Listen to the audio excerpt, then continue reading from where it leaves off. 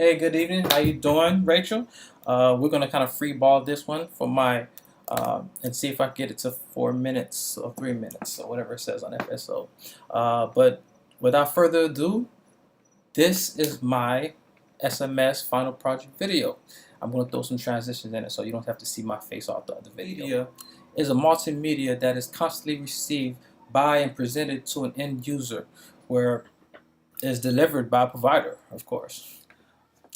So we're going to be talking about some of the following topics, which is streaming media, video streaming, real-time data, and my overview of the entire class for this month of May with Rachel.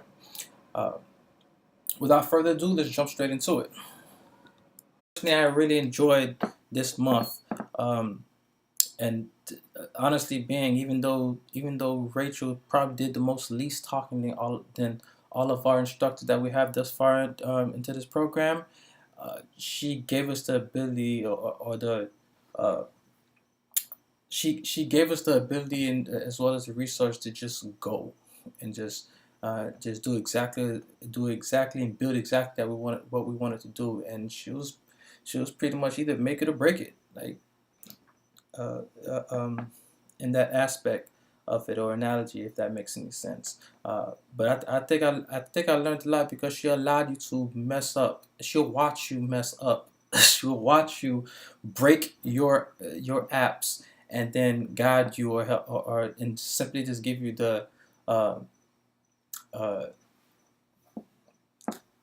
she'll point you to the direction of where you have to fix your mistakes, basically. And I think honestly that's the best way of learning. You gotta kind of fall off the wagon and get back up. And basically, if you don't want to get back up, then she pretty much look at you crazy, like, "Oh, that's on you." But as far as this month, I learned a lot about real time data overall. I mean, real time streaming media. Streaming media, which is like three types of streaming media, which is pre-recorded, uh, live video, audio, and of course real-time data.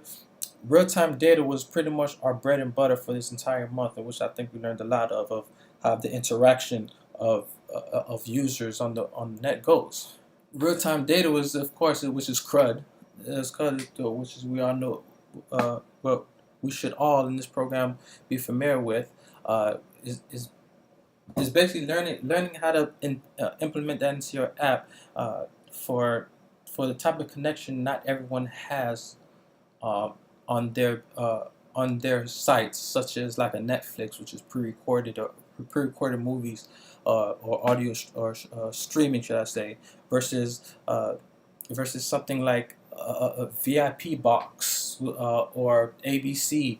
I believe they have a section on their site or NFL, should I say, or ESPN, where they'll probably have more live um, sporting events, or other streaming content sites that has video conferencing, so forth. So the pros and cons of it, and of course, you have to learn the advantage and disadvantage of it. But this in a video streaming. Oh, video streaming is a beast by itself.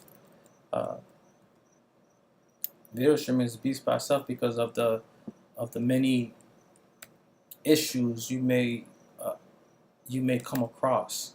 Basically, you're bound to get such server side issues at that. That's some of the stuff to consider when you're doing video streaming. And you also gotta consider, in something that was a pretty new word to me, but which I kind of dove into, which is very important, is bandwidth, both from the server side and client side. And some of the server side issues that you possibly could run into, or likely for you to run into, are too many users coming to your site. Or the data is extremely large, so forth, or the ISP is strong, is like shaking your bandwidth. Is too much for it to handle. And the good thing about this is you're prepared, or you teach you some of the stuff that, although there may be common issues, there's also solutions to them. You have a restrict number of users. Switch to less than intensive stream, should I say, that kind of like lower the video quality, I guess, is to run it kind of smoothly, and upgrade your servers, upgrade your servers to support more users. I mean, that seems like the most common thing to do if you plan to go to that route.